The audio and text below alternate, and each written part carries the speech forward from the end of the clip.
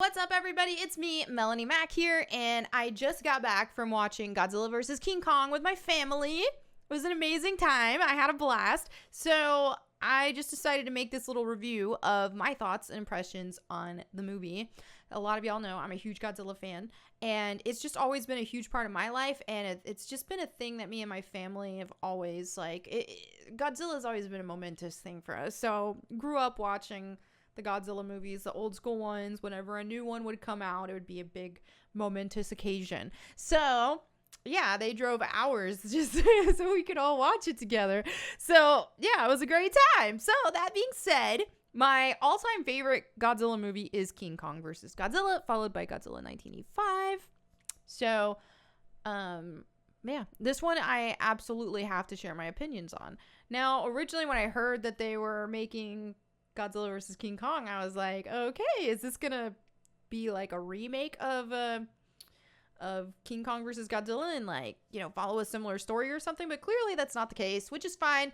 So I'm just gonna I think for this video I'm gonna give my base level impressions, and then I'm gonna go into more spoiler territory, and then I will let y'all know when that happens. So if you don't want any spoilers, you can click out of that. So let me start off, okay? Just start off. I'm just gonna say it all. I think that out of the last trilogy of Godzilla movies, this one is the best one, okay? It is. It really is. Now, for multiple reasons, okay? It has the best people story. Now, don't go thinking that it has a good people story. But it has the best people story. And then it also, to me, has the best fight scenes. Now, I just think all around, in general, the whole package, it is the best of the trilogy. Now, I've talked about in the past what I consider an ideal Godzilla movie and what I would want to see in the future and all that kind of stuff. I think Godzilla belongs in Japan. And I think overall seeing a lot more of an Americanized version of Godzilla and the universe and the story and all that isn't my favorite thing in the world. But I still really enjoyed the movies before it, and I really enjoyed this movie. I thought it was great. It's not perfect, and it's not exactly what I want to see in terms of Godzilla, but it's good. It genuinely is a good movie. Now, if you're going to watch it for the reasons that you would want to watch a Godzilla movie is to watch, monsters fight each other. That's what it's all about, So, yeah, if you just want to know out the gate, what do I think? Is it worth watching? I mean, if you're into monster movies, if you're into Godzilla, if you're just into just seeing things fight, yeah, watch it. Watch it because it's good. It's great. But if I really want to kind of dive deeper, I'm going to have to start getting into some spoiler territory. So I'm going to do that. Okay. If you don't want spoilers, go home, click out. Bye. I'll say, in terms of my thoughts on the people side of the story, you had two different perspectives. You had the perspective of the Kong specialist lady and the little kid who could sign to Kong and communicate with Kong, and then the white guy that was with them. So you had them, all right? And then you had the other group of three people who was this podcaster guy who made podcasts and stuff about Godzilla and monsters and things like that. And if you hear Coltrane, I'm sorry. And then you had the kid, the Stranger Things kid who was in the other ones. And then you had one of her classmates and all that kind of stuff. They provided some comic relief here and there, but overall I think you could have just took all them out. Now, which is kind of sad because I think the podcaster guy especially was a good character, and I think that there was room for him to some degree, but I just think the whole perspective of that, I'm gonna have to get my cat. Okay, the family is here. So, like I was saying though, I think you could have eliminated the whole perspective of the kids and the podcaster guy. Just wasn't necessary. They were the most boring parts of the movie for me, and I just didn't really, apart from a couple chuckles I had here and there, I just completely just was bored with that. Now, the story with the other peeps, though, was pretty interesting. It was neat to see Kong communicate with the little kid. That was neat, and it was okay, and it kind of, it made things a little bit deeper with Kong in general, because I mean, you've seen Kong in the past where he likes females, okay, but we've seen him in the capacity of before in the past where he would like pick up a woman and just start ripping her clothes off, and he's just kind of creepy. But so in this case, it was like, okay, this Kong didn't find some random woman to be creepy about.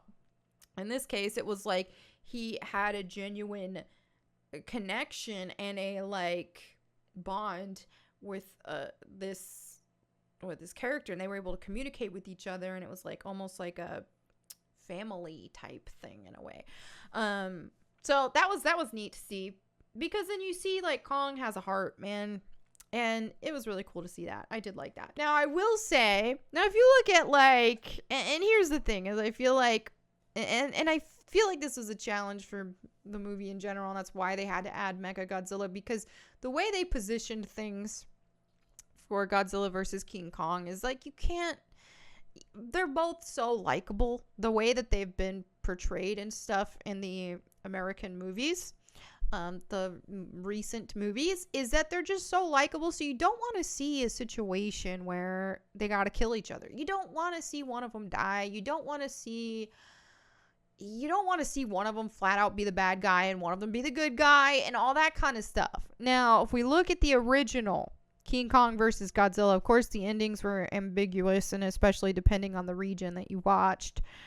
But just beyond that, one thing I will say that I like about the original King Kong versus Godzilla is like, okay, yeah, they unleashed King Kong on Godzilla to kind of save humanity, and in that sense, he was kind of their savior, but did he give two hecks about the people? No.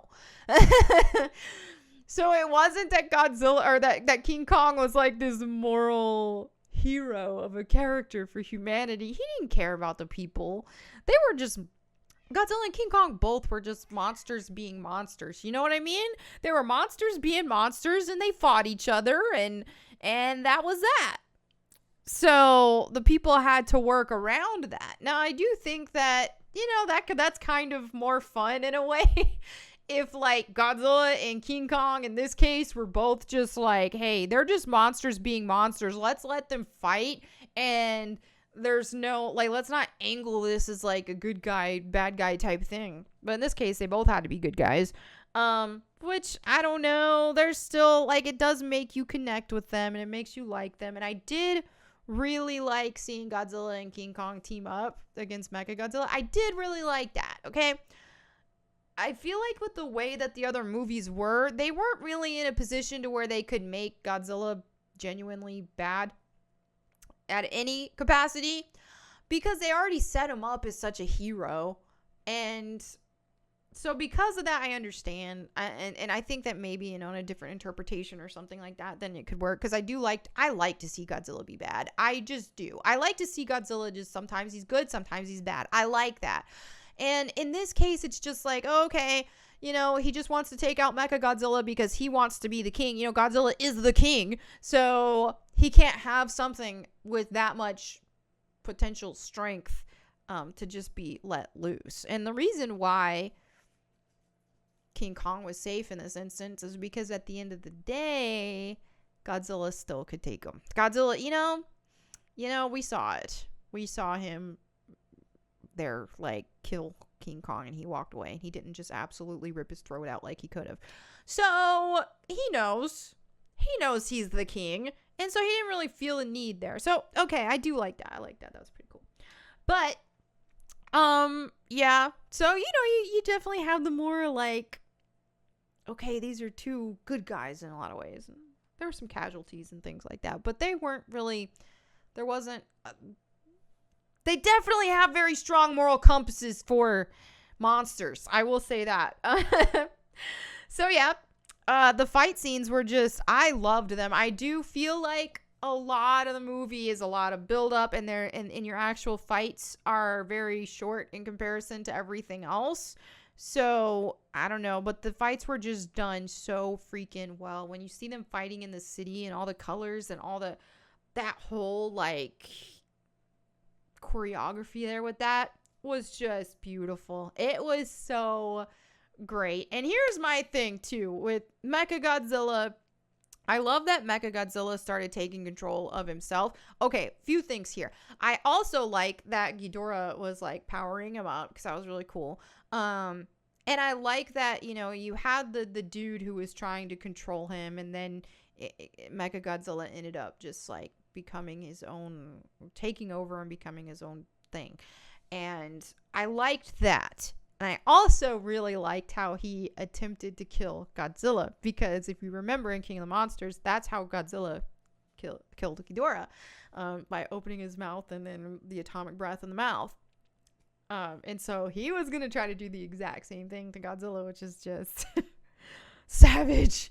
But yeah, so that didn't happen, obviously. So I don't know. It was very heartwarming to see Godzilla and King Kong team up, though, at the end of the day. Godzilla's like, okay, dude, I see you. I'll power up your axe. I'll let you get the finishing blow. You can cut his head off. It's all good.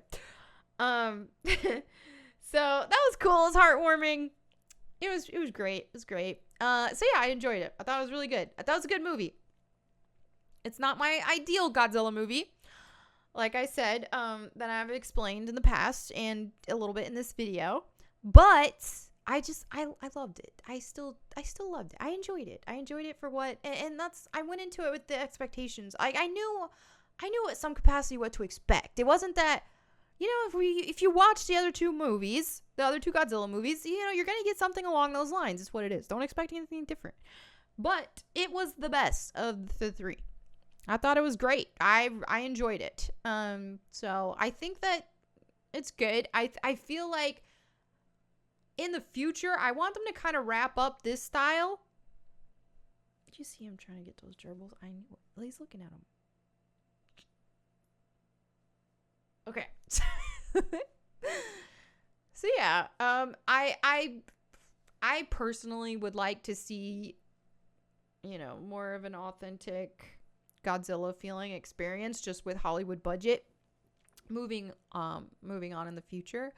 But yeah, I'm still ultimately a fan of this era of Godzilla, and I thought that this movie was great, and I'm pleased with it. I'm happy with it, and I definitely would suggest it. Now, it just depends on what your expectations are. So if you've watched the other Godzilla movies, then I feel like your expectations should be in check. But who knows? What do I know? Anyway, that's my opinions. I feel like I'm just rambling, so I don't even know if this video is going to be interesting. But that's that. I really enjoyed it, and I'm really pleased, and I'm really excited. I'm happy that I got to watch this with my family, because it was just like, it's very special. Very special. So that's my opinions. Let me know what you think in the comments below, and if you've watched it, and I will catch you guys later. Peace.